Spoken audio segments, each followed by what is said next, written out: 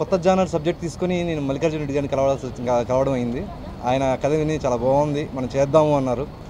దానికి ముందుగా నేను మా బ్రదర్ మా ముజీర్ బాలక్ గారికి చెప్పాలి. ఎందుకంటే ప్రతిరోజు ప్రతి సీన్ ఆయనతో షేర్ చేసుకోవడం, రోజు డెవలప్ చేయడం బాగొచ్చింది. ఈరోజు మనం రెడీ టు షూట్ అని చెప్పేసి మల్లికార్జున రెడ్డి గారు కలిసాము, ఆయన ఓకే అన్నారు. మన ఇంకొక ప్రొడ్యూసర్ గారు జాఫర్ భాయ్ని కలిసాము, ఆయన ఓకే అన్నారు. సో ఈ కథకి హీరో ఎవరు అనేది దాని గురించి ఆలోచించాము. ఎందుకంటే ఈ కథలో హీరో పాత్ర చాలా కొత్త విభిన్నంగా ఉంటుంది.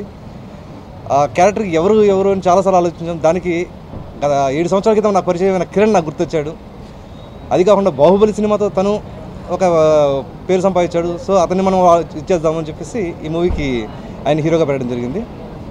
సో ఈ మూవీ గురించి చెప్పాలంటే మొట్టమొదటిసారిగా భారతదేశ సినీ చరిత్ర ఒక కొత్త టెక్నాలజీని వాడుతూ ఈ సినిమా చేస్తున్నామండి.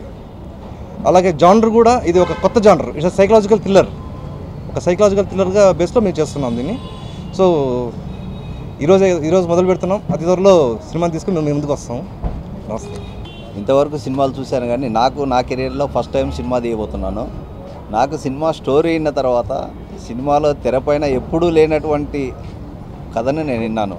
అందుకోసం అని చెప్పి నేను ఈ సినిమాకు ప్రొడ్యూస్ చేయడానికి ఇష్టపడినాను. దీన్ని దానికోసమే నేను ఈ సినిమా తీస్తున్నాను. కిరణ్ కూడా రోజుకు 4 గంటలు కష్టపడుతున్నాడు. ఇప్పటికీ స్టిల్ మార్నింగ్ కూడా కష్టపడే వచ్చాడు. అది ఈ సినిమా కోసం అంత అవసరం ఉంది.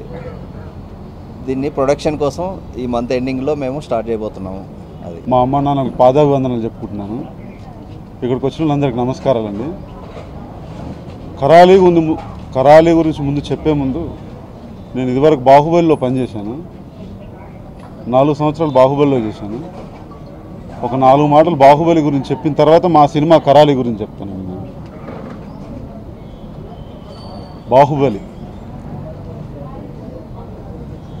బాహుబలి మీ అందరికీ ఒక రికార్డులు బద్దలు కొట్టిన సినిమా,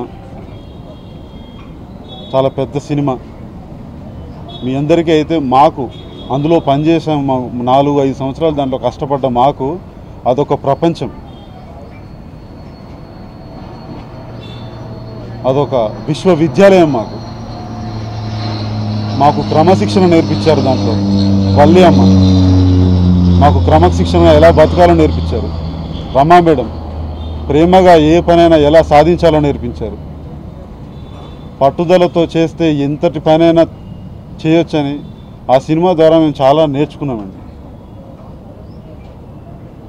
మా గురువు గారు శ్రీ ఎస్ఎస్ రాజమౌళి గారు, ఆయన ఎప్పుడూ మాకు పాఠాలు అవన్నీ చెప్పలేదు. మా టీంలో ఎవరికి చెప్పలేదు.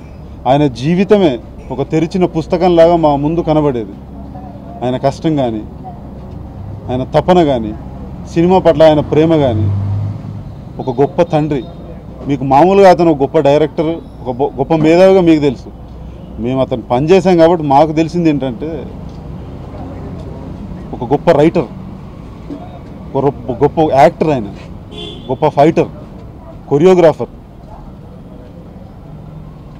గొప్ప తండ్రి, కొడుకు, విద్యార్థి, ఎవరు చెప్పినా వింటాడు.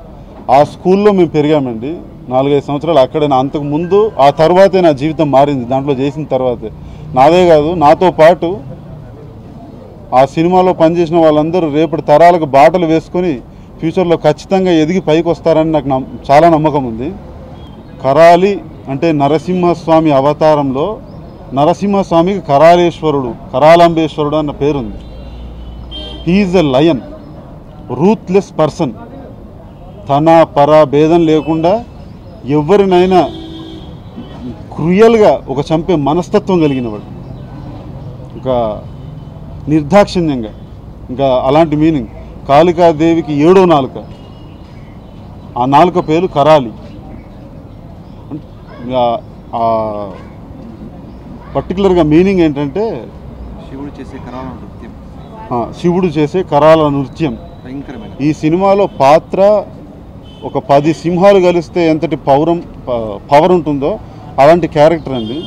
నాకు మామూలుగా మా డైరెక్టర్ కిరణ్ ఇప్పటి నుంచి పరిచయం కాదు, నేను బాహుబలి తీయకముందు కూడా వెళ్ళకముందు నుంచి కూడా పరిచయం నాకు. అప్పటి నుంచి ఆయన కలలు కానివాడు సినిమా అని. నేను బాహుబలి తీసిన తర్వాత నాకు ఈ కరాలి లైన్ చెప్పారు వచ్చి, ఎక్స్ట్రాడినరీ లైన్. యాక్చువల్గా దీంట్లో హీరో అనేవాడు ఉండడు.